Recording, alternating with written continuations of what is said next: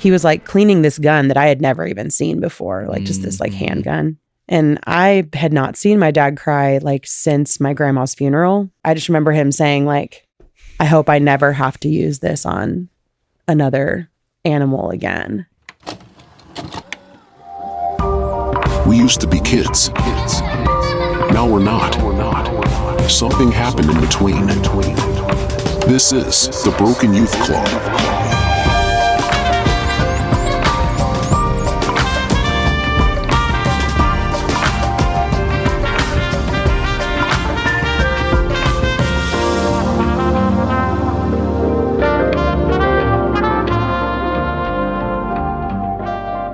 Hey, you should tell me about your costume. Yeah, we decided very last minute to dress up at all because we got invited to a little Halloween party at our neighbor's house.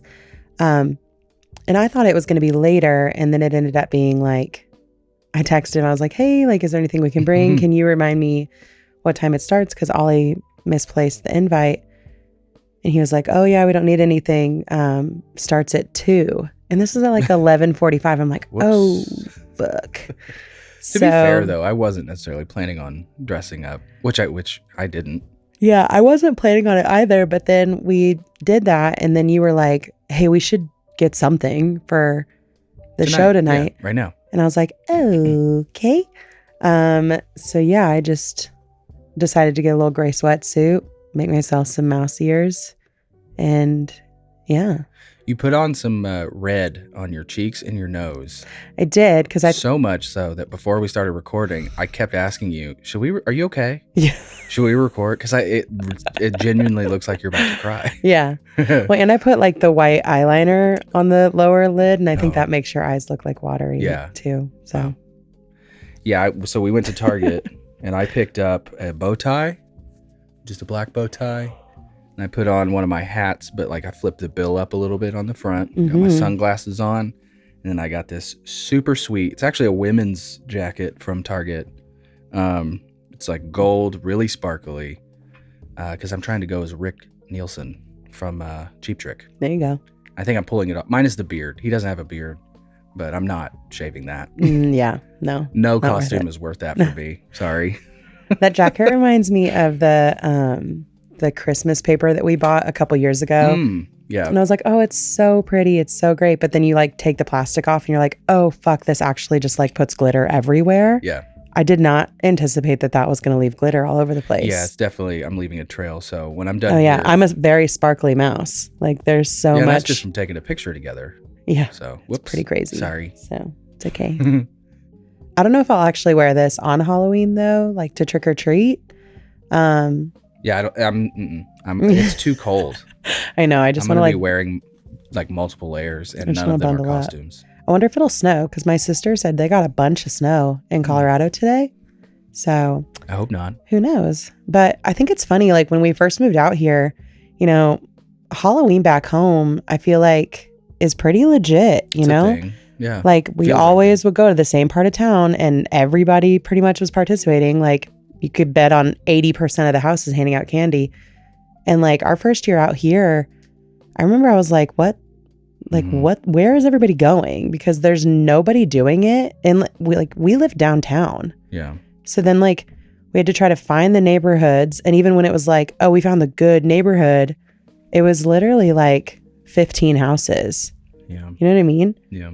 It's like, I'm interested to see how it goes now that we live in Washington, because I've found out that there's a couple of good neighborhoods, but again, it's like, it just doesn't feel like it's like as big of a thing out here, which is surprising. Wonder if we're just missing the spots. I know you said you heard that there was one spot that we go to for like donuts and stuff. Yeah. That we might try to hit up, but yeah, it's just like, I feel like in Spencer, you could go to like pretty much any street. And there would be people handing out candy. So it's like, I don't understand. I don't know if it's because there doesn't seem to be like a central like town square area. You know what I mean? It's like downtown is all the businesses, but then the's That not is like funny. I a didn't really think about that. I wonder, because I feel like the square is a Midwest thing. I could be wrong. yeah, dude. That is an interesting point. Yeah, like the courthouse in Coeur d'Alene is like in a totally random place behind the DMV, tucked away. Doesn't look like a fancy, cool building at all. Like, I have no idea where it is here. Yeah. It feels like, that like is such a sweet Midwestern thing that I didn't realize was a Midwestern thing. And it's like, I didn't think I would miss it, but I actually do. It's really, I feel like I'm sure it exists somewhere, like somewhere. I feel like, you know what? I'm instantly thinking, I'm trying to relate it to like Halloween or something. Yeah. I just thought of Halloween Town. That had to have been filmed somewhere. That had a square. Yeah. I feel like that was maybe East Coast or something. Yeah. I feel like the East Coast does it up for Halloween. But definitely out here, and now that you say it, I really haven't seen yeah. any like square related towns. Super lame. Yeah. I will say just Halloween in general. I don't know. Maybe it's like the sheen of being a kid that I felt like it was very, vibrant when we were kids. Mm-hmm. Like you say, like every street it truly felt like in the movies where every street, every house was done up and everybody was doing their candies and you literally would go door to door to door to door. Yeah. And I don't know if less people are doing it or if it just didn't register like that as kids. Right. But now I feel like you got to go here and then like 5 houses down over to this one and then a street over to these two, Yeah. I don't know. Feels lame. Yeah. Although at the same time, like we did it a couple years when we were there on Main Street, right? We enjoyed doing it. Handing out. Yeah. Well, we didn't hand out a ton because Ollie liked to trick or treat, and so we always wanted to go. Like in the early part, but then we would stop and then we would go trick or treating once it started to get dark because all of our candy would. Do you not remember that? Our first year, people were like, "You're gonna have to have a candy budget," and we're like, "Okay." And then we went and we thought we got a lot, and we were out within like a half hour, 45 minutes because it's such. Yeah. Well, remember then I started going in the house and grabbing like fucking mini muffins and packs of like gummies and stuff because I was like, I don't know what else to Here's give some these. Christmas candy. I'm literally sure. like the Christmas peppermints. Yeah. So lame. But I was like, I'm sorry. I feel like I get excited for holidays every time like a new one comes. Yeah. I really get excited to like want to get into the spirit of it.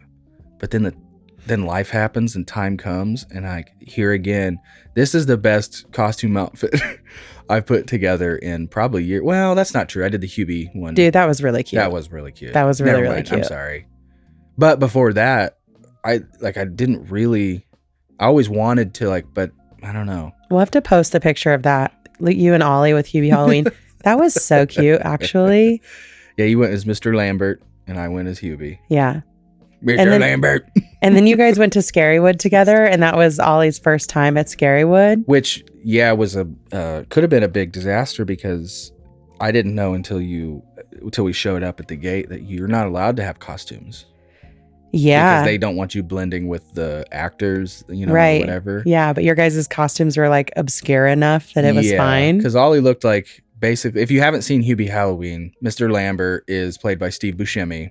And it was like a leather jacket, just like a regular old man look with like the Kangol forward hat. Yeah. Like the golf hat. Yeah. And then Hubie, I had his outfit was like a green jacket. He had a thermos, his like Swiss Army thermos that he always had. And then his orange helmet. That was the thing I think with the little mirror. Yeah. Oh, I forgot I had the mirror on it. Yes, I went there and had like the bats drawn on it. Oh, I went. So yeah, funny. we'll have to scrape up that. Yeah, it was so cute. But yeah, I think when I pulled it, they definitely gave me the that helmet's like putting it into costume territory. But we're gonna let it slide, and they let us slide. Yeah, yeah, it's really fun though. That's a great like setup.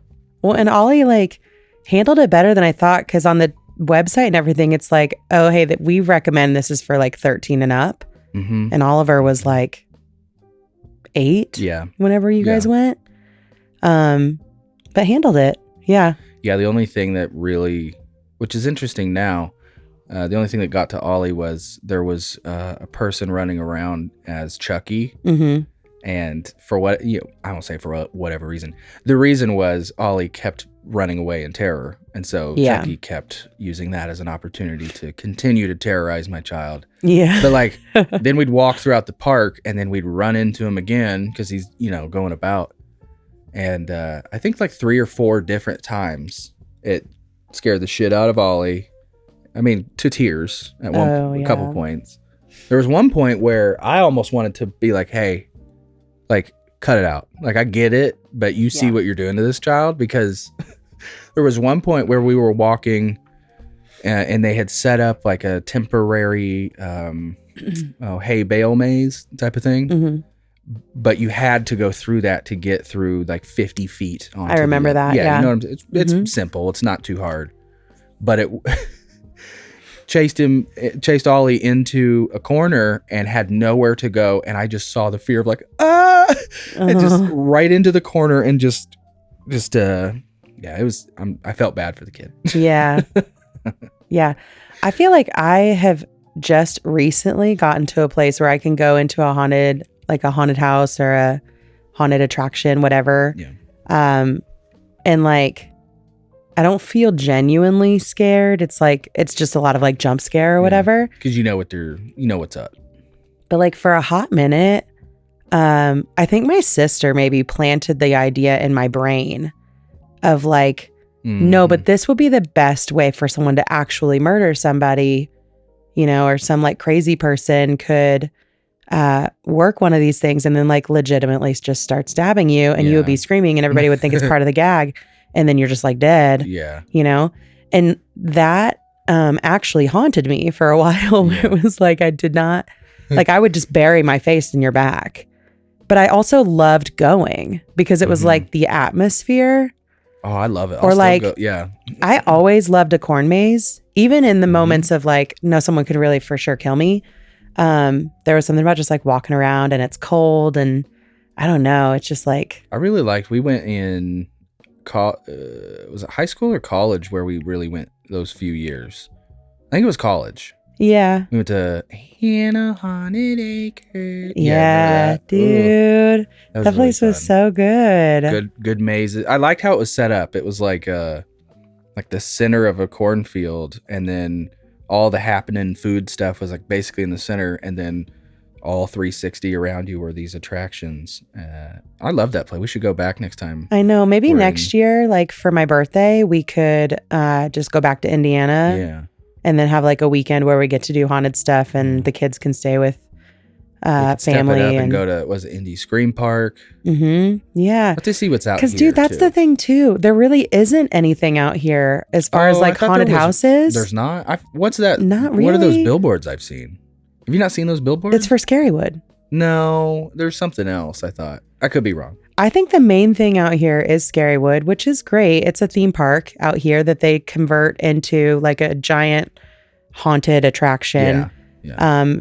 But just for the last weekend of September and then all of October, and then it's done. So it's like kind of hard to get in. Mm-hmm.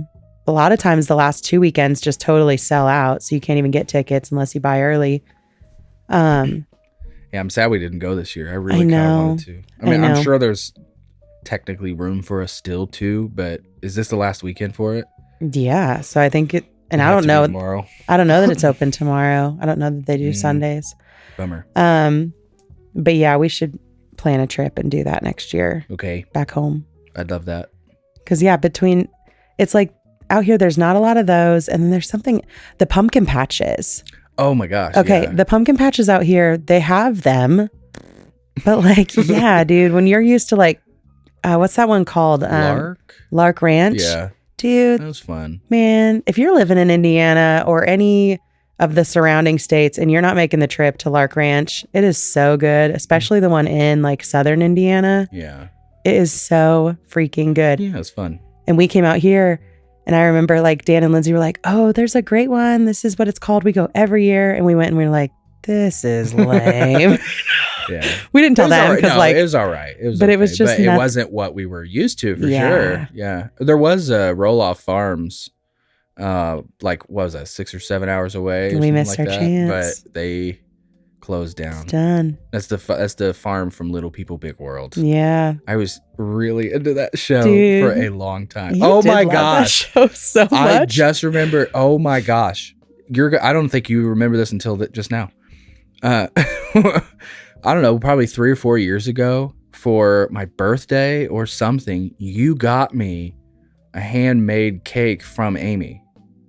Do you remember that? I literally don't remember that. You don't remember that? That's funny. Yeah. Good for How do me. you not remember that? I don't know. Yeah, it was a hand, like she did the icing and everything on top because she had her like little baking company. Yeah. After the divorce, I'm pretty sure. I like vaguely remember this. It was when we were living in the Main Street house.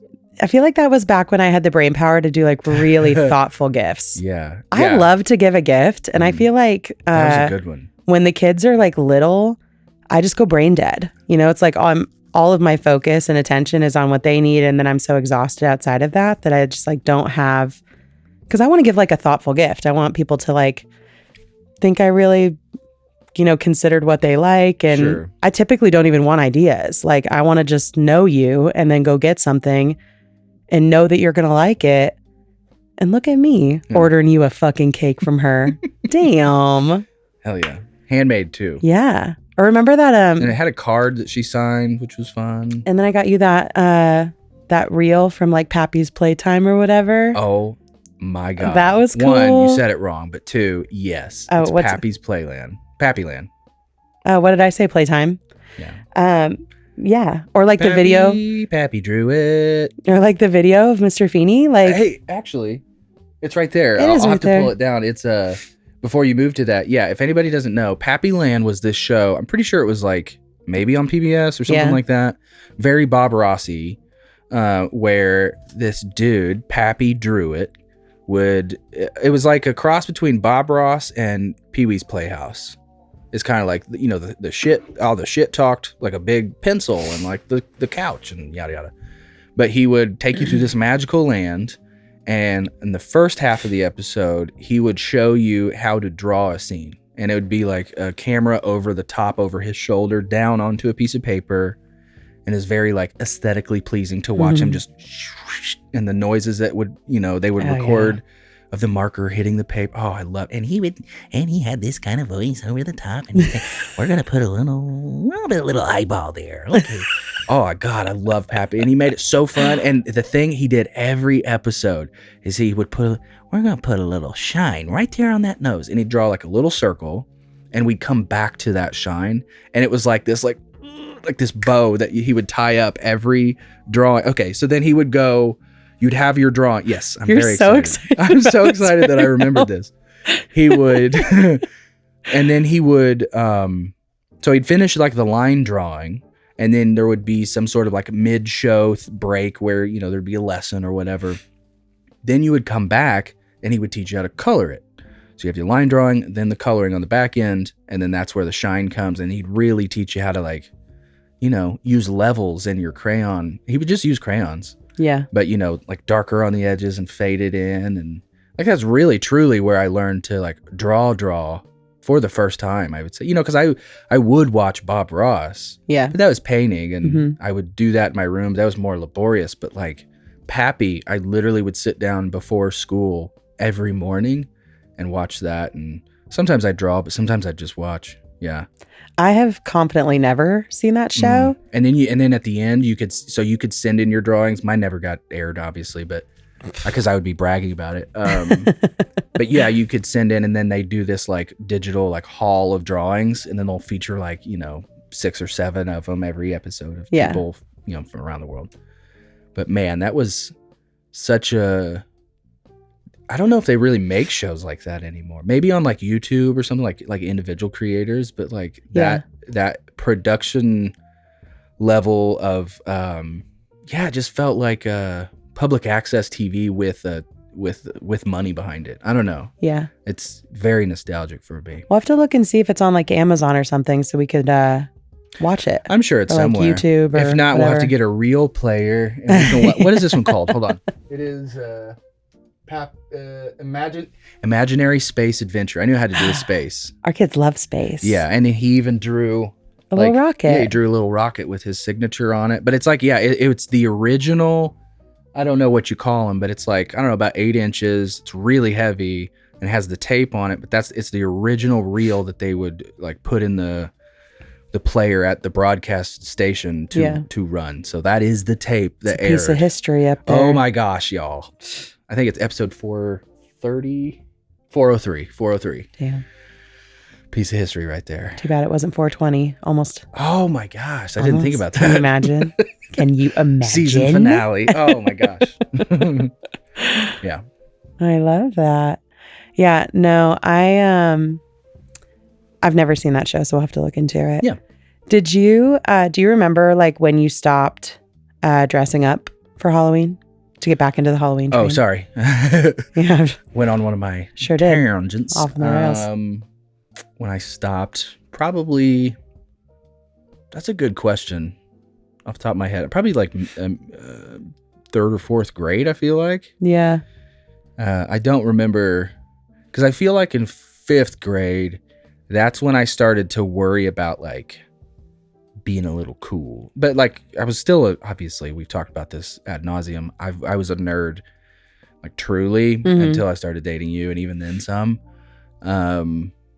But I feel like around 4th or 5th grade, I started realizing, hey, I should not do this, or I should dress a little differently, or my glasses are, I'm going to switch from the wire frames to the thick ones, or I really remember it was shoes. And I think we've talked about this a little bit before, but my friends started getting like fucking Dadas. Remember those? Oh, yeah. Mellows. Yeah. And one was really hot for a little bit. And it's just, it's like, that's when I started to notice kids clinging on to a culture of some kind. I didn't know necessarily what it was, but you felt like, oh, those are the cool kids. These are the motocross kids. Everybody started to have their little niche. We weren't just like kids anymore at that point. Starting to not be. I can confidently say the only shoes that I wore in 7th and 8th grade were Etnies. Yeah. And I had the tan ones that everybody had. Yeah, but then like I also the 2-tone tan. Oh yeah. But then I also got these really cool ones at Valentine's Day that were like pink and then like red. It was like red trim, red logo. Yeah. Dude, I wore the shit out of those shoes. Yeah, I had a skate shoe phase there for a little bit. I had like those green and black Osiris ones. Remember those? Oh yeah. We were dating at that point. My first pair of shoes that I remember being like, okay, have I told this story here on yet? I don't think so.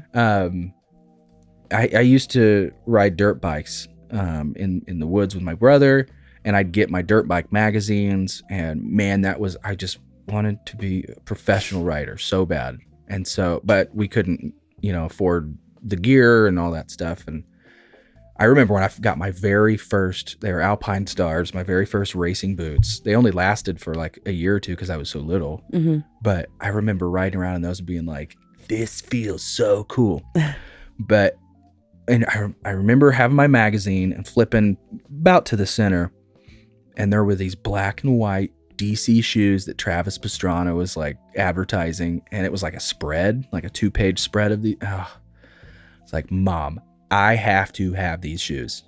And she ordered them for me, and they're the box, actually, it's the shoe box that I keep all my like awards and shit in. Yeah. The yellow and black box. I know what you're talking about, yeah. That is the box that those shoes can. And so that is like the first memory I have of saying, I want that from a magazine, and then seeing them show up and like, these are real, like having that feeling of, I can't believe I was looking at that in a magazine, and now I get to wear these to school.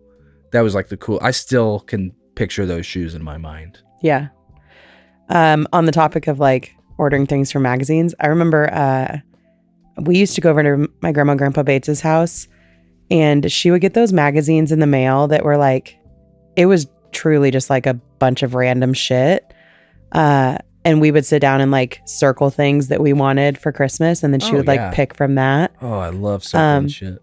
And I remember the thing that I really wanted was like a miniature locker, and she got one for me that has like my name on it, and we have it on the set. I could like little flowers on it. Yeah, but it has like a tiny little mirror inside of it, and I would so like keep earrings or like notes or whatever in there. We'll have to photograph some of this shit because it's like I always forget we've put some cool stuff up here. Yeah, I was thinking about that too. Because somebody posted in the Facebook page about, I think it was about something that someone had left them when they died. It was like what that person wanted when their relative had passed. I think you remember that. Yeah. And I commented on it. This dog on set is the only thing I wanted when my grandma Bates died, because it was the plushie that I would sleep with whenever I would go to her house. Yeah. And even like, here, I'll get it. By the time that I was 10, whenever I would go over there, like I had just kind of gotten to the place where it was like, oh, I'm like too cool to actually sleep with a plushie. But she like still always like had it on the bed waiting for me, you know? So it was the only thing I wanted. This guy here. Does it have a name? Did it have a name? Well, I called it Sam for a while because we also had a sheepdog named Sam. I don't know if that's why we also like got this. I don't remember what the story is behind this guy.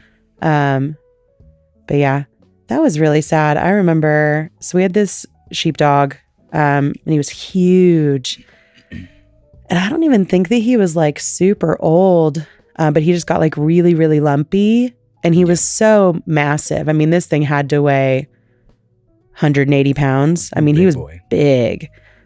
But he had all these lumps on him. And then I remember I was like over at the neighbor's house, and our dogs always would go over to the neighbors because the neighbors across the street have like 80 acres. And so they've always like let us use that property, and we would walk the dogs over there or just like go on hikes or whatever. And then my dad would always just help them with like anything they needed. Yeah. They were like grandparent age, and while my parents were parent age, I guess. And Sam and I were over there, and he was like not good. And he like couldn't get up. He was in so much pain. He had laid down on like an incline, and then his legs just weren't strong enough to like lift him up from that point. Yeah. And so I had like went over and gotten my dad and was like, hey, like Sam can't get up. I don't know what to do. And my dad came over and tried to like help get him up. And Sam wasn't a mean dog, but he like snapped at my dad, I think because it hurt him for my dad to try to like lift him up. So it was truly one of those things where it's like, there's nothing we can do, you know? But my parents just like were not in a place financially, to like call and have a vet come out to put Sam down. So, my dad basically told me without telling me that I should like say my goodbyes and like leave. Yeah. So I did that, and I was super sad because Sam was like my dog. My sister had a black lab. Sam was mine. And I feel like I was in high school. I feel like I was older. Because I feel like I drove myself away from the house. So maybe it was right before I started dating you. Man, I can't remember if it was right before or if it was right after, but I do remember you were still... It was still raw either way. I think it was like fall time, so it might have been right before. Yeah. But I still remember like... Yeah. I can't remember if I actually met the dog, so maybe... I don't know. I'm sorry. I'm busting up your story. Go ahead. But so I left, and then when I got home, I walked in the door, and my dad was sitting at the table, and he was like cleaning this gun that I had never even seen before, like just this like handgun, I think. And he was crying, and I had not seen my dad cry like since my grandma's funeral. He's just not a guy that like shows emotion like that. Sure. And I just remember him saying like, I hope I never have to use this on another animal again. Cause it just killed him. Yeah. But it was like, what do you do when you cannot afford to have a vet come out? It was on the weekend. So who even knows what like availability that would have been? God. Yeah. But so sad. And my parents, the older they get, the more like just really, really, really attached to their dogs they've gotten. Yeah. And so like every dog that has passed since then has been like really difficult. Yeah, I remember. I mean, obviously I was there for Dexter, Yeah. When Dexter left, I think that was real tough for your dad. Dexter was awful. Yeah, it was he was a little Jack Russell Terrier, which my dad had always wanted a Jack Russell Terrier. Yeah. But we had gone a handful of years without having dogs. So we went to the pet store and they had Jack Russells and they were so cute. And there was, of course, always, the one that looks at you and like wants to interact with you or whatever. And so my mom said yes. And we like surprised my dad with this dog whenever he got home. And my dad typically was not one that like wanted surprises, but he just like immediately was really drawn to this dog. And I think we only ended up having Dexter for maybe 4 years. But I remember I was driving to my student teaching. So I was 21, 22. Yeah. I was driving to student teach one day in Indianapolis and my mom called me sobbing that she had gotten up and to take the dogs out before she went to work. And Dexter had like run over to Jerry and Lucy's across the street. And whenever he was coming back, a car just like flew down and hit him. Yeah. And I mean, just like immediately he was gone. Yeah. And my mom felt terrible. And I literally I went to the school and went into the class. And then I told the teacher, I was like, hey, I actually have to leave. This is a big deal. And my parents were so wrecked about it. I remember my dad telling me that he had went up and scrubbed the road to get the blood off of it because they go over there so often. They didn't want to have to keep seeing it until it just naturally washed away, you know? Yeah. Ugh. And then my dad would he buried Dexter right at the, right where the woods meets the backyard, I don't know what that's called. Yeah. The tree line. There it is. And then my dad would go down every morning and literally talk to Dexter. Oh my God, dude. It makes me I just want to die even thinking about it. Because again, my dad's just not an emotional guy like that, he just doesn't typically show that. And that dog was so special. Yeah. I don't know that I've seen him that broken up about anything, because I think that obviously when my grandma died, he was a wreck, but I don't remember that, he didn't show a lot of that with us. Yeah. He obviously cried at the funeral, but outside of that, I think he hid that at least from me. I don't remember that. Yeah. But man, it was years where my dad was still going down there and saying hi to Dexter and terrible. Yeah. I know I talked a little bit before about Gibson. Yeah. And having to bury him. And, he was he was really my first pet that was mine. But before that, I'm trying to think of an animal that really wrecked me. I remember we had a pug named Fancy, and I loved her. She was just a she loved to cuddle with you, all the things. And my sister, I think she felt pretty bad because I wasn't very gentle with it, but she had let her out, and she had got run down by the road, classic, gotten hit, and it was right before school. So then we had to go to school and deal with that all day. Yeah. And I know that I blamed her for it. As a kid, I was like, you let her out.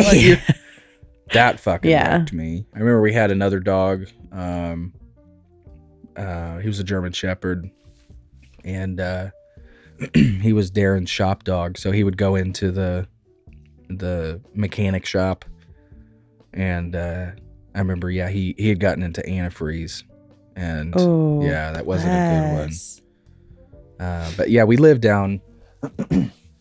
It was in the woods, but there was a highway running right through it. Mm-hmm. So it's kind of weird. So you were out in the middle of nowhere, but you would have a and so we lived pretty close to that, and right at the foot of the driveway, we'd have I mean, we had several dogs get hit.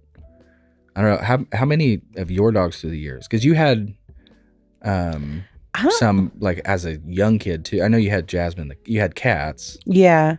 Well, and we always had like outdoor dogs. So I know that there must have been, I feel like I remember maybe a couple other dogs dying like that. But my parents were always really weird about the dogs being out in the road. Like they, whenever the dogs would be like little puppies and they would be training them to be outside, they would really train them to like stay in our yard. Yeah. Or like only go over across the street if my parents were also walking across the street. Yeah. So I don't know how many of their dogs got hit, but it was definitely not a good time when one of them did. I remember that. Sad. Fuck. Yeah. But in other news, I also did want to do a little update on my medicine situation, because I know I touched base on that last week. Yeah. Not going well, not unfortunately. Yeah. Which sucks because like mentally I feel a lot better, but I feel like I'm starting to have like these physical side effects that I didn't feel before. And I don't know if it has to do with like upping the dose for a week and then going back to the original dose because it felt like the upped amount was too much. But like all this last week, I'd had like the midday nausea, but I started to get really bad like midday dizziness. Yeah. And at first I thought that it was, I had gotten one of those craft kits from Target that was like it's like the little like sticky gems, and there's like fucking thousands of them that you just like those are cool. I had never seen any of those. Yeah, and it totally is one of those things where I got it because it's essentially like a paint by numbers, but it's tiny little sticky gems instead, because I'm like not good at painting like small details like that. Paint by numbers is not fun for me. I love really detailed, where I can like zoom in and really get into a detail of something and stick within like an inch for like an hour. Oh, I love that. Not me. Not I. That. That's what I wanted. Like as an old man, I think that's like my, what do you call it? Like pièce de résistance? No, that's not right. No. What do you call it? That's that. Coup de grace. No, there's a French term for like, this is my masterpiece, basically. And as I'm older, as an old man, I have two actually. I want to master the art of, on some level, of sculpting. Yes. And I want to have a life-size sculpture in plaster that I can afford to cast in bronze before I'm dead. Because I saw that. I'm getting off track, but I think it's worth it. Shut up. Stanislaus Zukalski. I'm almost 100% sure that's how you pronounce it. He was this Polish sculptor. He was basically a state artist back in Poland before the war, during the war. Hitler had commissioned him to do a piece, and so he did, but he sent it to him, and it was like a very offensive, like Hitler in a tutu with a pug nose. Like, that's the ballsiest thing I think anybody's ever done, is like, yeah, I'm going to paint you as a pig and send it to you.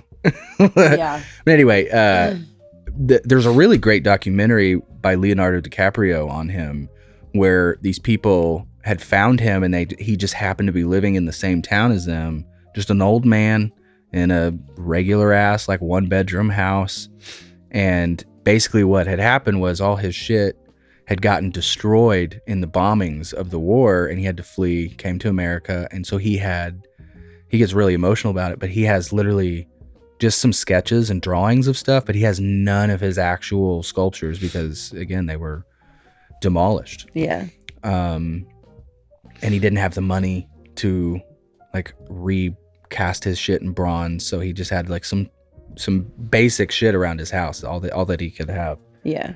But anyway, that was he was just some godlike sculptor, and he could visualize every single detail and make it come out. So yeah, that's side A. As an old man, once I'm retired from everything, I want to dedicate some time to actually learning how to sculpt, because I feel like I've messed around with a lot of like drawing mediums, whether it's like painting or charcoal or pencil, whatever. Yeah.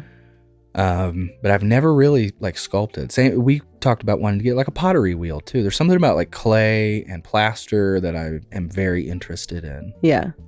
Yeah, I think that just sounds like amazing. And then one of my other things, to get back to the original point, sorry, is I want to create like a massive piece.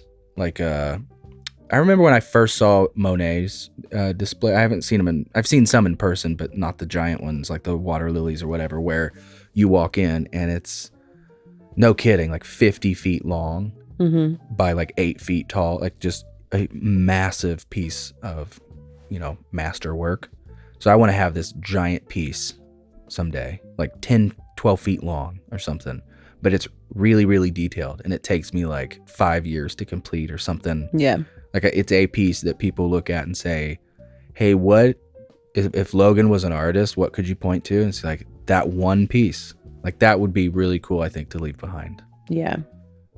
Sorry to take that on a very long, by the way. Yeah. So anyway, to get back to me, I bought this thing, but I have like actually not good eyesight, and I just will not wear glasses because I'm stupid. I actually really like my glasses. But anyway, I thought that I was literally focusing so much on these little bitty like gems and like the number or the letters that like go with it, I thought I was making myself dizzy.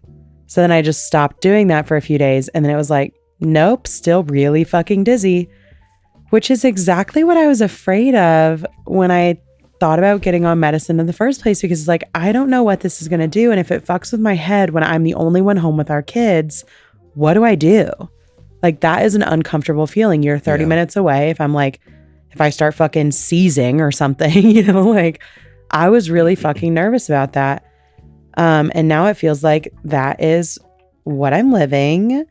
And I'm trying to drink more water to see if that helps, but it really isn't. And then I took my meds a little later today with the hope that maybe that would help. And then instead I just got dizzy later. The last 2 times it's happened, it's been while I'm driving. So then I have to pull over and you were going to go talk myself off the fucking ledge. And it's just like, it's scary. I don't like it. And I messaged my provider, and we're going to switch medication, but she doesn't want me to cold turkey stop the Wellbutrin. Okay. So she was like, well, you could take it down to 1 pill instead of 2 until the new stuff comes. But it's like, I'm just nervous to even get on new stuff now. Now that I've experienced this part, and I've been having some chest pain lately, and I don't know if it's to do with the massive knots I have in my back right now from continually sleeping really bad with the kids. You should go get that checked out, by the way. The knots or the chest pain? Well, both, but the knots, because that you can fix quick, because I don't think we've said before, you did go to the chiropractor all last year. Yeah. Because I have these ribs that will slip out of place consistently. And what was that from? Childbirth, do they think? Or is it just say? I don't know if it, they didn't say. Just from he thought some of it had to do with the fact that I how I was sleeping with the kids, because I always sleep with my arm up like this, and then there's a kid tucked in here. Yeah. And he was like, well, that's not how you're supposed to sleep. Not good. And even though I'm not nursing anymore, we still just sleep like that because the kids want to be right up on me. Yeah. But and so then I'm freaking myself out, because I'm like, well, is the chest pain tied to the fact that I just need adjusted really bad? Right. Or is the medicine causing some chest pain? And what the fuck does that mean if that's what it is? I've been wearing my Apple Watch to keep track of my blood pressure, because that's been making me nervous. And I haven't noticed anything from that. But I'm just now it just makes me not want to take any medicine at all. I know, yeah. And then I'm like, could I just try to do other things that maybe would help me not feel the mental sadness? Because I think if I had to choose between being worried about my physical health or my sad health, I'm going to I don't want my body to feel like I'm going to have a heart attack when I'm like with the kids. Yeah. So I don't know. I don't know what to do. I'm feeling a little frustrated about it. Because I think that like right now, because I'm feeling mentally okay, it's like I'm telling myself that it's like okay to just come off of the medication. But I don't want to come off of it and then just be like really fucking sad again. Yeah. I don't know. If anybody has any advice, let me know what you think, because I'm just like, oh. How are you feeling about your HERS provider versus attempting to look again at a local provider? Like someone you can talk to in person. Pros and cons, right? I mean, like, yeah. I would love to have one specific person that I'm talking to, that I can kind of like, that would know me and get to know me. And, have you been using the same person on HERS? No, it does not give you the same person. It's Every typically time you write in, it's someone different? It's not. I mean, I have like 3 or 4 people that I've talked to. But like, I think like that? No, I don't like love that, because it feels like these guys don't know me, they're reading through the chat, I guess. But I also think that like if I would go into a physical provider, like they could do a whole workup on me, right? Like these guys are just, I did the questionnaire and then they asked me, But I'm planning on getting some blood work done soon anyway, for like a separate thing. And so we'll see how that goes. I mean, I had to get blood work done with all my pregnancies, and that always was really normal. Like I've never had these big health scares, outside of having some like high blood pressure, with Simon, towards the end. But even that wasn't like crazy, it wasn't like they were like really worried about it. So I don't know. I'm just feeling a little, beaten up right now, like one thing finally starts to feel a little better. And then the other big important part is like, well, actually, I'm going to fuck you up for a minute. I'm sorry. But I also feel like, it's hard for me to plan a doctor's appointment. Yeah. Because for me to have a doctor's appointment, you have to be off work, and you're so busy at work right now that like, it just doesn't feel like there's a good time for overlap on that. Yeah. So I don't know. But it's like a little scary and a lot uncomfortable. And I just don't really know what the right thing is for it. I think being open about it and being honest about how you're feeling and just continuing to communicate with me. Yeah. That, like tonight you had a situation where you had to change plans a little bit because you didn't feel right about. Yeah, I started to feel like I felt like a dizzy spell coming on. Yeah. And I'm like driving. Yeah. So it's like, okay, well, I should not drive to the thing that I want to do with Ollie. Yeah. Because especially I don't, on the interstate, and at night, and it's like Halloween weekend. So like, I don't want people to be like, I feel like I really need to have a straight head on if I'm driving home at 10 o'clock on Halloween, like, well, not Halloween, but Halloween weekend. So we ended up just turning around and coming home, which I felt bad about. Yeah. But yeah, I don't know. It's just like really frustrating.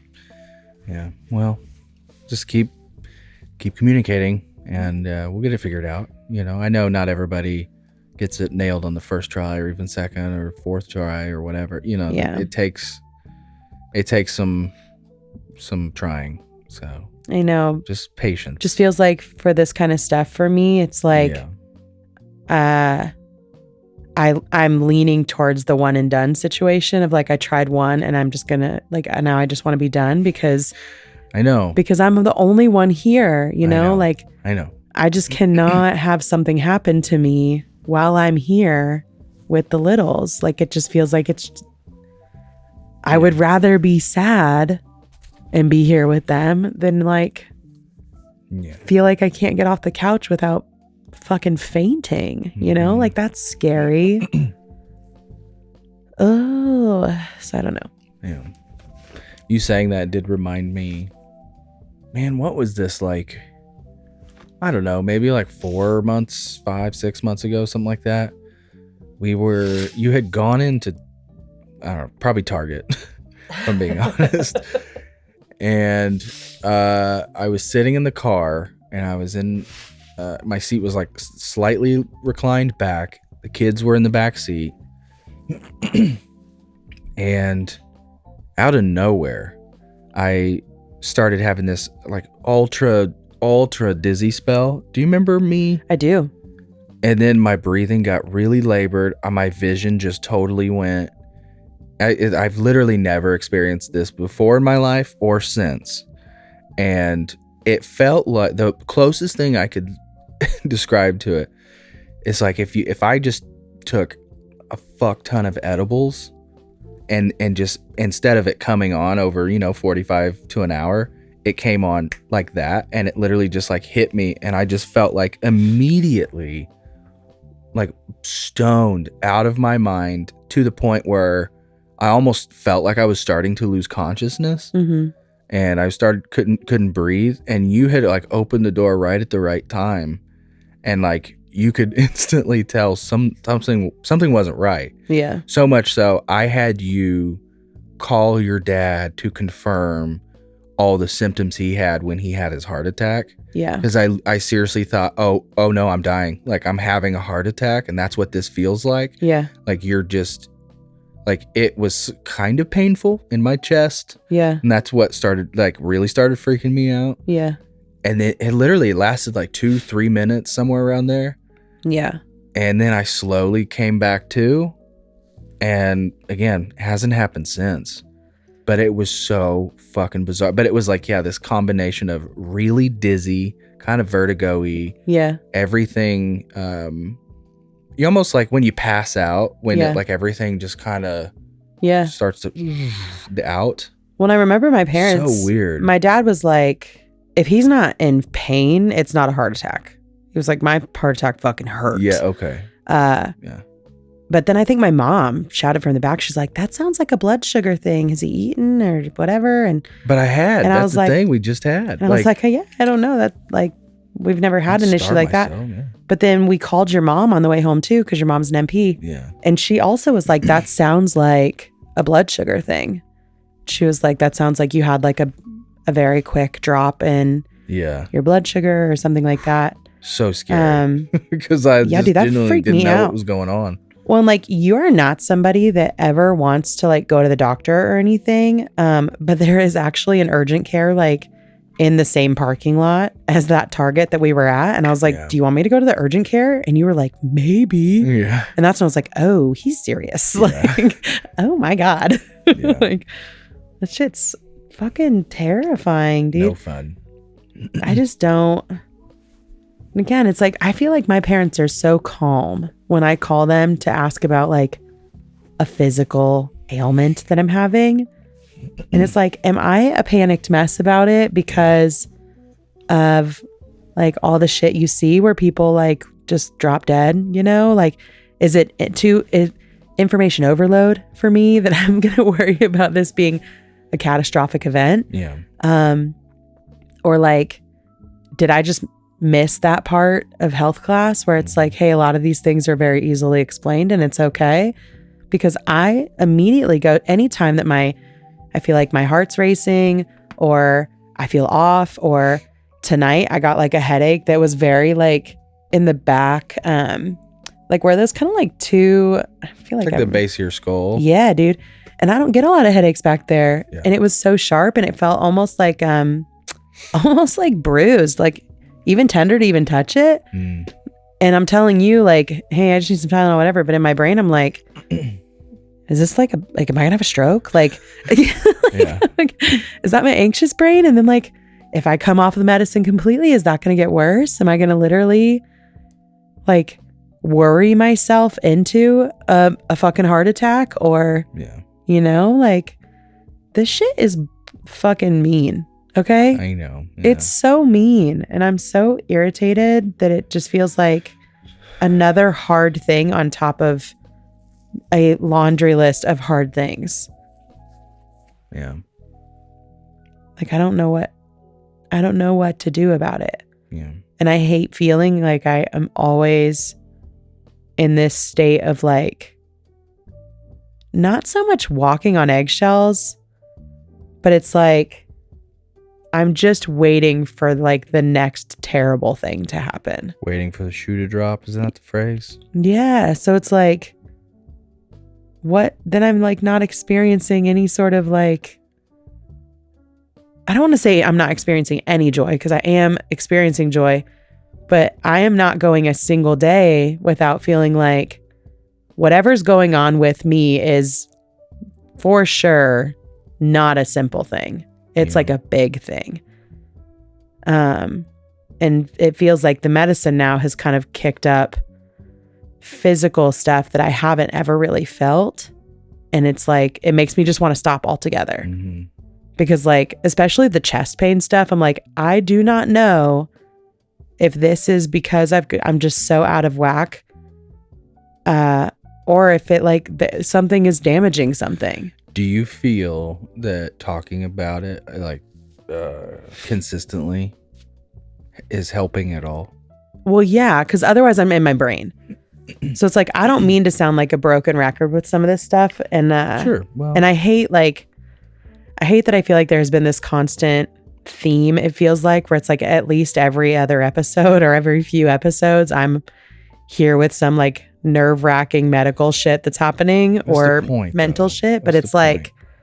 if I don't talk about it, I feel like I will worry myself into like a giant ball. Like I will just get to the place of like worst case scenario and I can't talk myself out of it. And then I don't want to tell you about it because then I don't want you to think that I also am like just dying. Sure. Yeah. But I also have an anxious mother, so I can't always call her.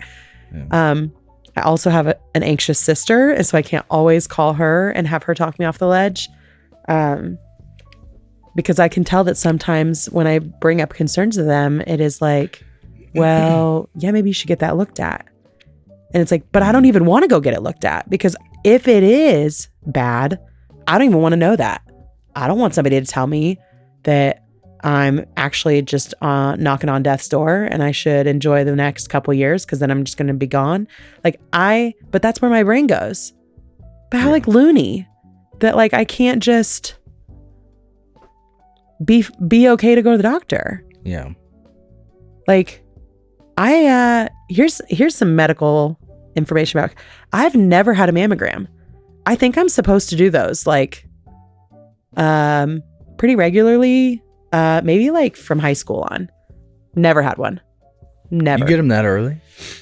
I think you're supposed to get them pretty soon. Really? Yeah. Especially as soon like as you have them, basically.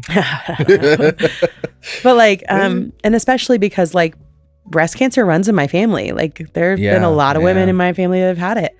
Never had one. Don't want to have one. Like that is a scary thing for me. Kind of a Schrodinger's. I've only gotten pap smears when I am pregnant. It's like they always give me a pap smear when I'm pregnant. But outside of that, I think you're supposed to get those like kind of annually. Yeah. I just don't. Like I just well, don't, I don't also know. hey, I need to get some shit done. I know I'm not technically due yet. I'm not old enough to like. I could have a colonoscopy, but I feel is like, it normally around like 40s? Yeah, but I feel like they're pushing more and more. Like Men especially should be getting them sooner. Yeah. But I don't know why men especially. I don't know why women shouldn't also. I think probably all of us are supposed to get because them there's data. I would guess there's data suggesting that there's shit that you can catch more maybe in your 30s than waiting till your 40s. And so maybe they're encouraging youngins like me to go in and try to catch shit earlier. Yeah. You know? And for me, I can totally understand the logic of catching it earlier because then it's not as serious. But it's like, but also I don't even want to know that. Like, I don't want to know if I have something. You don't? Even if you could take care of it? No. Really? Mm-mm. I wish that there was a way. What about in like an instance, we just found out someone we know has skin cancer, but they're able to catch it because it's a certain kind. Yeah, but if you just let that out. go, You know what I mean? Wouldn't you want to find out? Okay, listen, I understand that I should want that. But Okay. what I want Yeah. is to realistically never go to the doctor. But if I go to the doctor, I want them to figure out what's wrong with me, but like don't tell me and then lie to me about what treatment you're giving me. Tell me it's like, tell me you're just giving me like an extra vitamin to take because that's like what everybody's doing. Don't tell me that it's like. And then your hair's going to fall out. And yeah. And then it's like, that's just like a weird side effect that some people have. Tylenol hurt. Yeah. No, I don't think that exists. I need. Pretty sure there's a lot. There are like a ton of laws against that. I need somebody to lie to me. Okay. Yeah. So you need to keep the cat inside the box. To lie to me. Yeah. Mm-hmm. Okay. Yeah, I've been listening to a handful of podcasts that have been listening to like or been reading off the "Am I the Asshole" things or whatever, and a lot of those instances, I would want someone to lie to me. Like, for instance, if you, I truly think, if you had the girl that, in college, I had moved away. Here's a story. I had moved away, because I had graduated. Mm-hmm. And there was a girl in one of your classes, or no, she worked at like the post office or something, right? Anyway, you had befriended this girl and this guy, but then I was like, Logan, this girl likes you. And you're like, no, she doesn't. No, she doesn't. Well, then it turns out she did. And she like... Yeah, so I had started my print business and I was printing shirts in the evenings. And then at that point, I would just drop them off at the UPS store because it was easiest. And it was usually her and this other guy. And they seemed kind of nerdy. And I was in this phase where I was really missing you. And I had like no friends anymore because I just quit the band. I was focusing, like actually quitting the band was half focusing on the business that I had started, but also half I was having a real difficult times with some of my members. And so I didn't have any literally any friends at the time. And so I was getting really melancholy, I think is the word I would describe it with. Yeah. And so I kept walking into this place and these two, there was a third one every now and again, I think, but like not as often as it just those two. And there was like, they were always on the same shift or whatever. And they would always talk about playing game, like having game nights with other friends and stuff. And they're like, oh, you should come. And I was like, maybe sometime. And they'd said it like a few times. And then I still never did, but I got invited to one. But then it got canceled or something. But then we did like a dinner, like some sushi or whatever.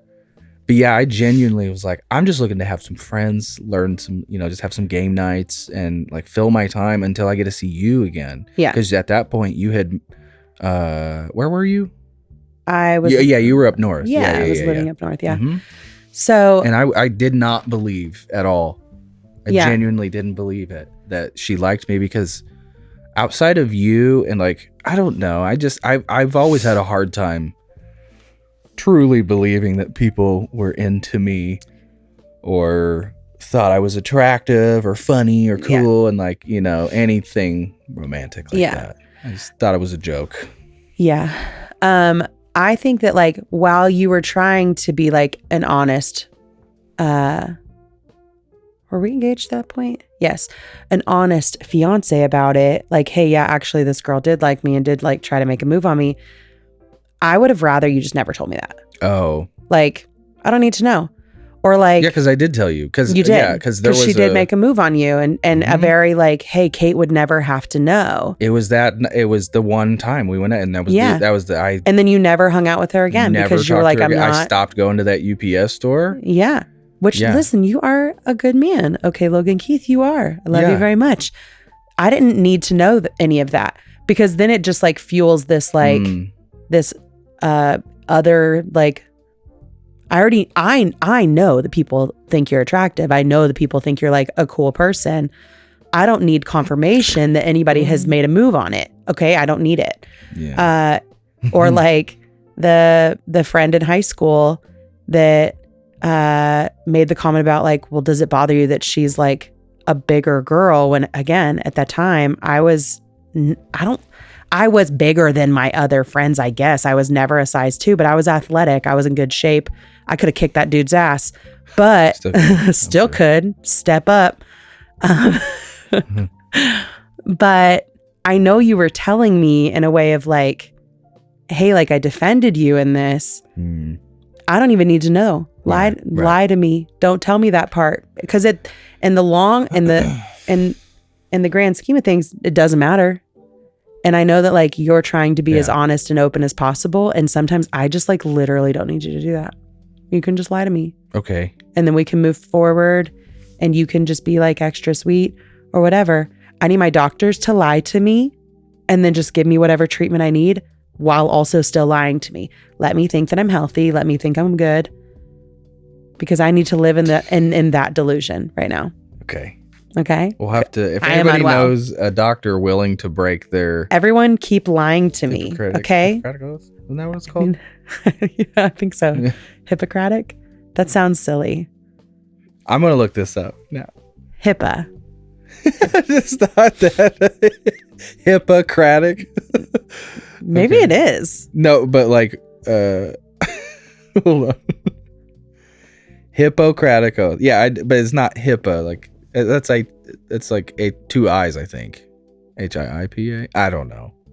It's different. What are you saying? Hippocratic. No, I was right when I said it the first time. Hippocrates, isn't that his name? Yeah, whatever. Now we're going off the rails. Okay. Anyway. I was right. That's all we need to know. I was right. Yes. I need everyone to lie to me and not tell me bad news, because I'm already in a pool of bad news in my brain, and I need everyone to lie to me. I actually did just... What was that? Did you just lie to me? No. Hey, weird. I actually did just lie to you. No, I was just reading something where it was talking about the merits of, essentially like white lies or whatever they're called. Whereas like essentially, okay, would you lie to a murderer to protect a family that he's looking for? You know what I mean? Yeah. Like I watched a really good video about a guy, and I think he was doing what you're trying to get to. Yeah. Where he was like, I'm not gonna lie, but I also think that like I don't need to be truthful at any possible moment. And his example of it was a friend of mine was in a play, was really excited for me to come. I finally was able to come to it. I did not like the play. I just didn't like it. But when she comes to me after the show, and she's like, "Oh my God, what'd you think?" His answer was, "I'm so excited to be here. I'm so excited to see you in your element. Yeah. It meant so much to me to get to do that. Yeah. So like, thank you so much for inviting me." Yeah. Kind of thing like that.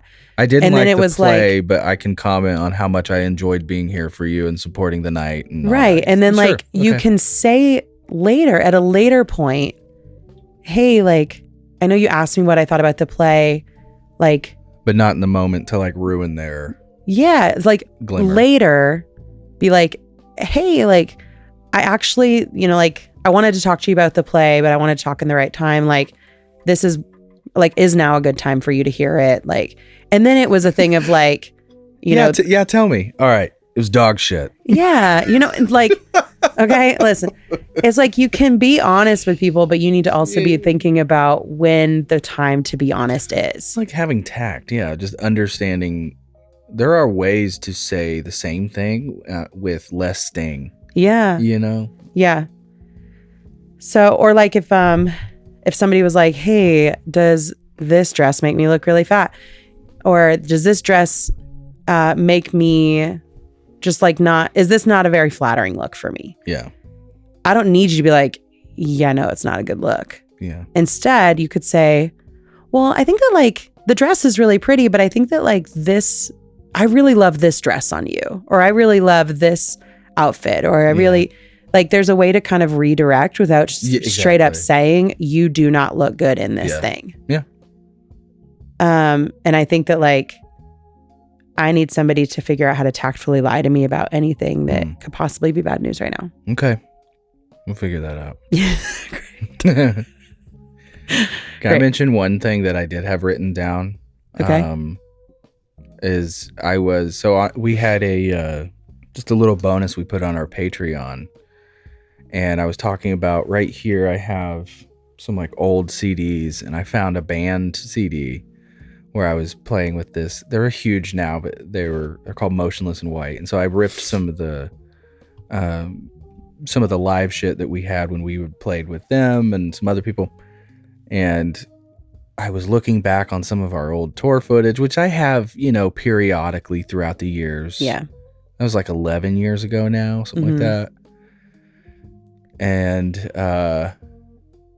yeah, man, it hit me in a different way than normally when I watch it. I have this like nostalgia. It's like, oh, that was fun. I remember doing that. And like, you have this, because I was younger, it's going to suck.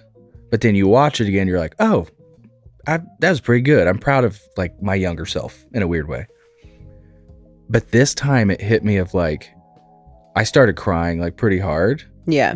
Because I was like sitting there watching, and I just had this thought of like, hey man, at one point in this life, I was just a kid who scrounged up a little bit of money with a handful of other kids.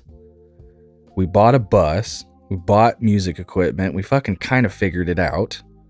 Got a name. Got a Facebook page. All the things to like be a band. Mm-hmm.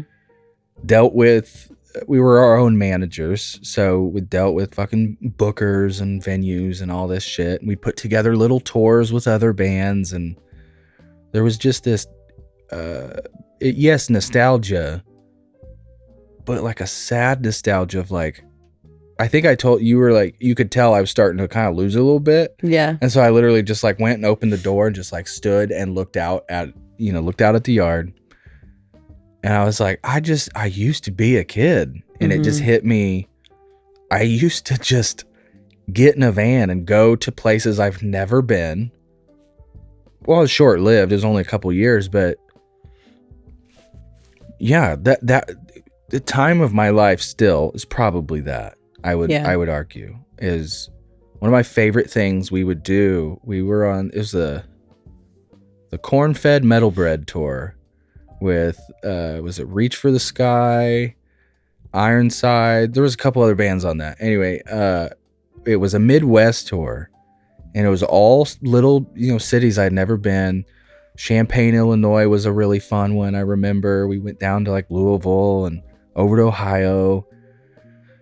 And you guys even did the whole like took showers in a car wash, didn't you? Took showers in a car wash. We popped by this church that they gave us gave us some shirts. I'm pretty sure, and some waters, and let us shower in their things. And yeah. Yeah, we had a hell of a time just being kids and just doing it. Yeah. And looking back, there's so much that we did that I don't think we knew that we were doing, in a sense of like, oh, we put together a solid like 5-song EP in a week. Hey, listen, it was good. It still is. It is. That's what I was saying. I'll listen back and I'll be like, damn, like we were just kids, but like this would still, I think, get on some sort of, I don't know, whatever. But it was this sense of, just missing it, but also, I'm not going to get that back. That's a time that doesn't exist anymore. One of my favorite things was we had this 15 passenger like transit bus that we bought. Yeah, we bought it from the rural transit. Mm-hmm. Yeah, in Spencer. And it had still the wheelchair lift on the side, and that came in super handy because our equipment was heavy. Like our bass cab was like 6 feet tall. Yeah. Like the shit was heavy and not fun to lug around. So it was easy. We took the back half of that out, like the seats out, so that our equipment and stuff would sit back there, and then we'd all sit in the middle to front.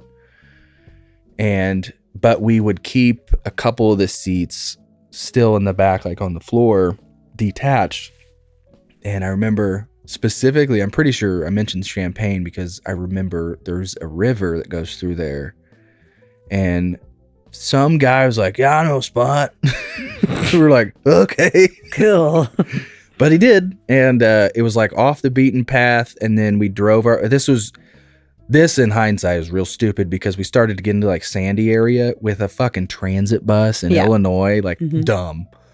So, but we went down to like this beach area right off the shore, dug ourselves a little like fire pit and pulled out a couple of these seats, sat them down on the ground and just sat there for, I don't know, 3 or 4 hours after the show, to 2, 3 in the morning, just watch a couple boats go by, watch the city backdrop. And like, it was quiet. Man, I know if there's any of my band members listening, I know they know like in their hearts, like, yeah, that's a memorable, magical, you put that down in my life book kind of night.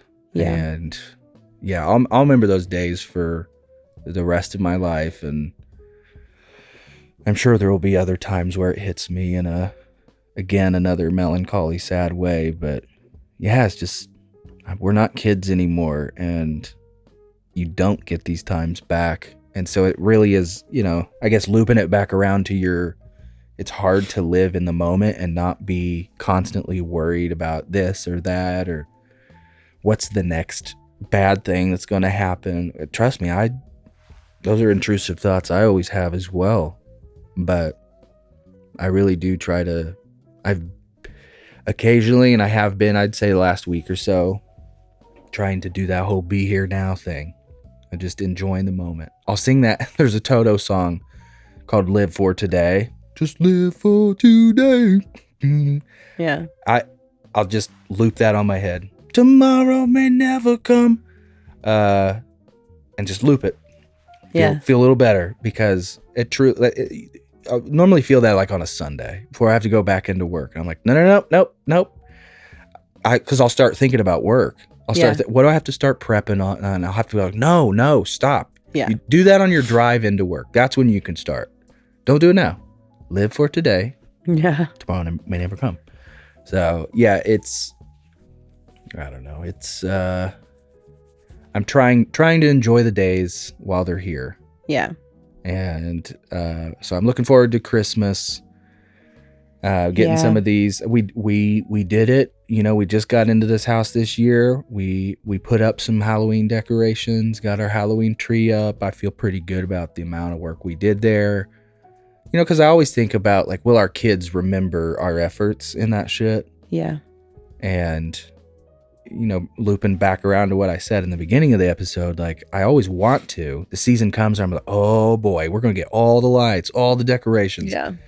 And then we either do and then don't get them up in the way that we want. And then we just have decorations for next year. Like, oh, here's a few candles we didn't get put out or whatever. But I feel like, we did it a little bit this year. Obviously this set a little bit. Yeah. But I do want to go, not overboard, but I want to change like the bulbs on the porch to be colored for Christmas. Yeah. And make sure we get our tree up at a good time, all that good stuff. Which, by the way, I should say, we did get our P.O. box. We're not sure of the actual box number. Yeah, I have to like take a piece of paper in. We've paid for the box. We've reserved one, but I have to take in like a piece of paper to like prove my identity before they'll give me the actual like address fully. Yeah. But yeah, we're going to get a tree, and we would love for anybody that wants to either like, we would love if they were like homemade, just because I think that's like a sweet thing that we used to do as kids, was like make ornaments for our trees. And I think that's like a cute thing to keep doing. Yeah. But we also know that people are busy and adults are busy. So even if you like just find an ornament that you think is really funny or cute or whatever. Sign it still. Like sign on the bottom or something. We would love to just kind of have everyone send those into that P.O. box, and then we're going to have a tree put up, and we'll probably leave this set up until like Thanksgiving, right? Because it's like fall, whatever. Yeah. Because we know us. We leave Christmas stuff up until like the end of January. Like, yeah.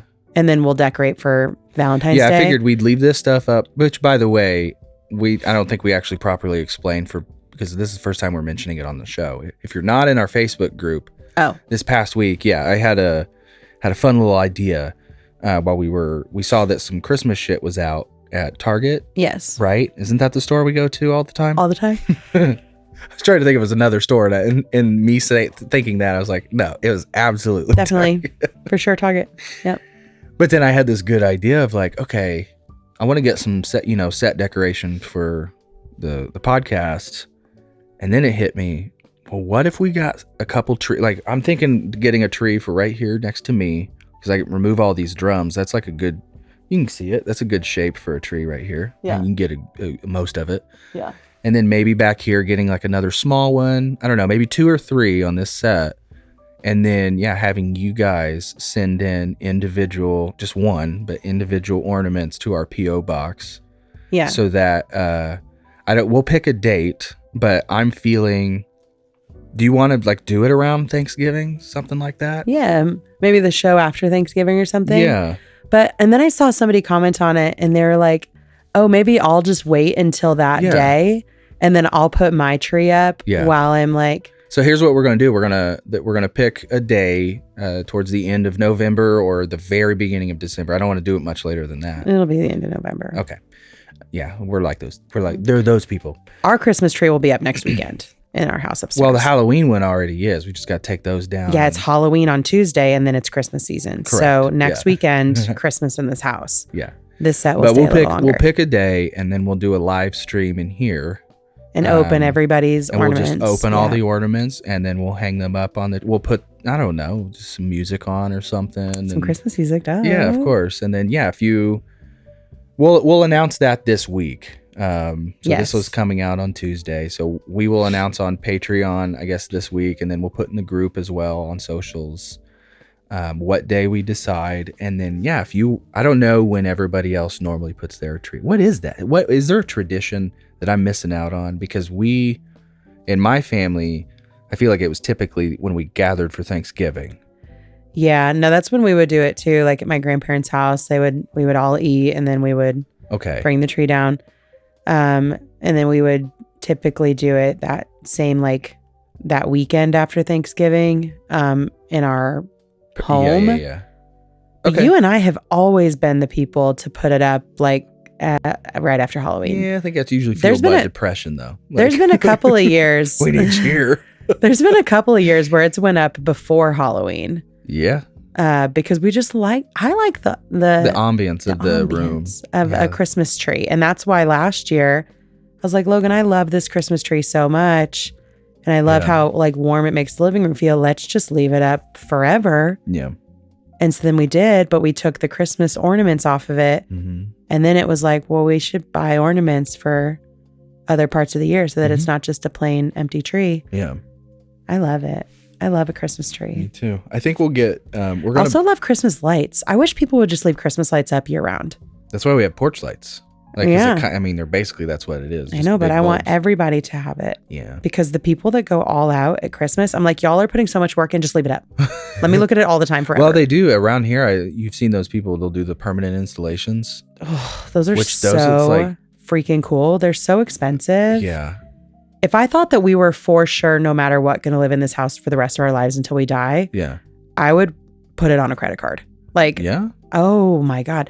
Because they're so cool. And like, I saw, I can't remember what the company is called, what the brand is. Yeah. But they have like an app and then they'll have these like theme packs and they had like a Barbie theme pack.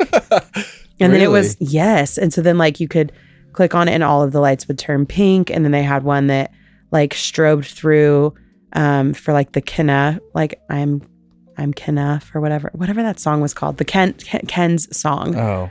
Like strobed through for that, and like it's so cool. Like it just has all these different like theme packs for different times of the year or for different things that are going on pop culturally. I'll say for a while we went through I feel like a very classy Christmas. Like we were getting like it's almost like sophisticated, like the all white. Yeah, and then like the what are those like yarny balls that we had? They were like cool, but they were like crocheted almost. Yeah, they were like knit. Very like balls. Magazine Christmas is what we were going for. I'm kind of tired of that, and I feel like you are too. Mm-hmm. So I think we're going back like color bulbs. We're going back to colored bulbs. We're going to do ornaments with the kids this year. Yeah. We have ornaments from Target that we buy that I love. Target has some fire ones out this year. Mm-hmm. They're like fairy tale They also have creatures. those like flocked ceramic ones. Those are really cool. Yeah, those are sick. So But we yeah, already we're got some, embracing- but we haven't gotten all of it. But Even with the Halloween one, like we decorate it, get the picture, but Simon at this point, he'll fuck Simon's it like a up. cat. Like the total bottom third of the tree is just wrecked. But you that's know? like I'm kind of embracing that because if I'm being honest, this is probably the last year that'll happen. Yeah. I want to make like paper chains for the windows and just like hang I up think paper we're going chains. like kind of DIY, Yeah. and a little more nostalgic this year. I want the kids to feel like they get to have a part in the decorating. Mm-hmm. I still obviously want I want you to have ultimate control at the end of it because you're so good at making things look good, even if it's a bunch of like silly things. Yeah. But I do want the kids to feel like they get to take some ownership in what the tree looks like. And I'm super excited. I hope that the weather holds out for us. But this year, my sister is planning on coming here for Christmas with her husband, Saichin. And Saichin hasn't had a Christmas in the States with kids. Saichin's been here since college. So I think he's been in the States for like, I don't know, 10 or 12, 15 years, But he something hasn't like that. had like a But he hasn't Christmas morning. He hasn't had a Christmas morning in a house that has kids in it. Yeah. So it's like he hasn't had like that kind of like magical holiday experience. Oh, So they man, were gonna- I hope it snows. They were going to come. It's almost every year we've lived out here. It has snowed on Christmas Eve. It is so I know. magical. Yeah. We want to do like the gingerbread house. We always do gingerbread houses and cookies and all of that. We're going to but do it up. Like We're going to do it up if Jen and Depression Saichin be make damned. it. Yeah. Not in this house. once Okay. the snow gets here, though, I'm oddly like I do feel it's the dreariness before the snow. I know. I think that gets to me. I know. But the snow is just like, And then when our deer come back, oh, it's so cozy. I just came Mhm. across one of my videos today where I was feeding the corn, and then I kind of pull the camera up, and there's Like 9 deer. Yeah, we have so many deer. We have so many turkeys. Yeah. Right now, all the squirrels are loving the amount of corn we're putting out. Like Mhm.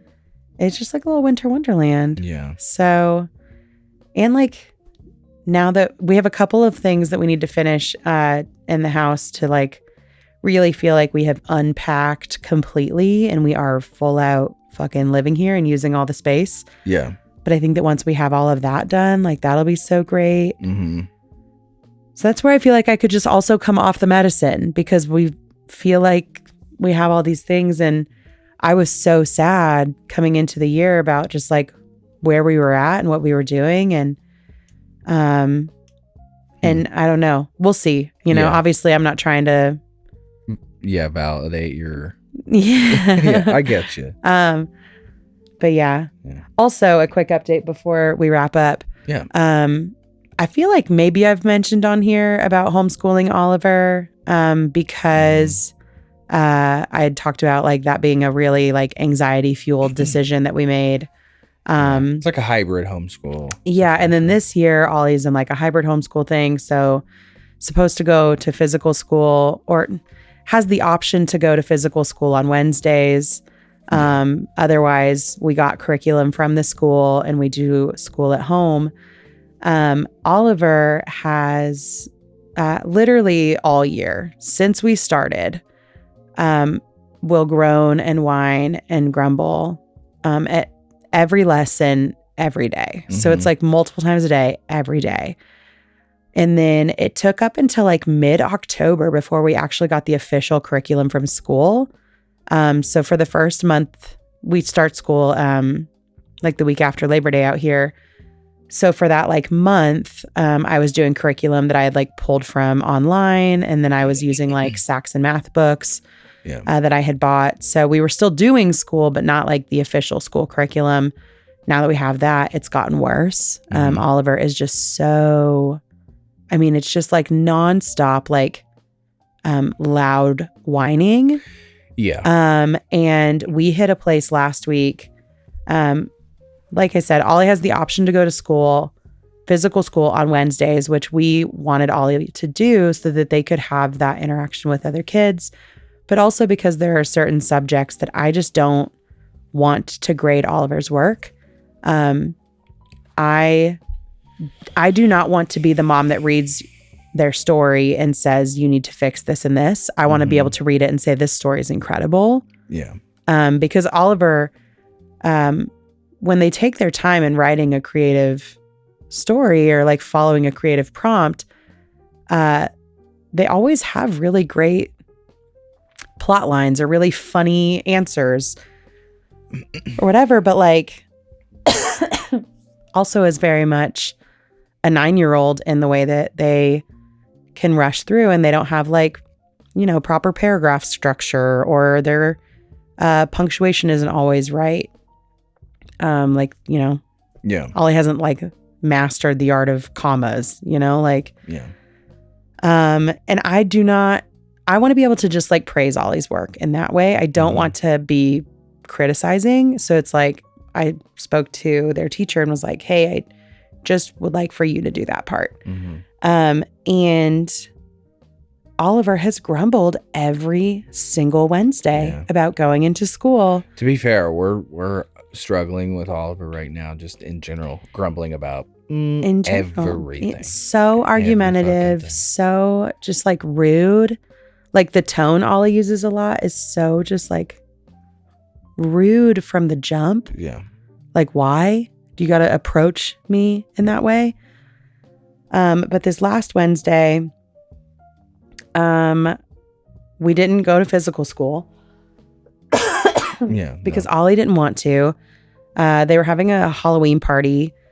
And so Oliver had it in their brain that it was like, well, it's not even going to be like, I'm not even going to do schoolwork. So like, why do I have to go in? I would rather stay home.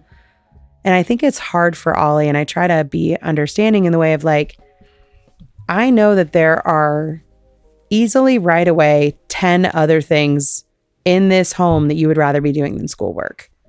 And I think that's where our problem is.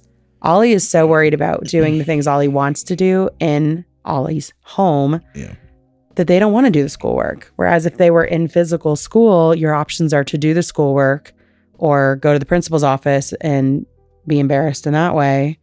You can't go home. You can't play your video games. You can't go in your room and chill. You can't whatever. So I let Ollie stay home and got the workout. I let Oliver pick the subject that we were going to do. I was like, hey, we got to do this and this today. Which one you want to do? Ollie picks. And then immediately is so upset about the assignment. And it's like, the assignment is literally to look up what all of the state quarters look like and then do like a rough sketch of what the back of those quarters look like. And then if there are any words on it, you write the words. And the whole unit is about like learning all of the states and capitals and where they are in the map and whatever. But this was just like the activity for the day. Oliver was so upset that they had to look up all of the quarters, was so upset that they had to do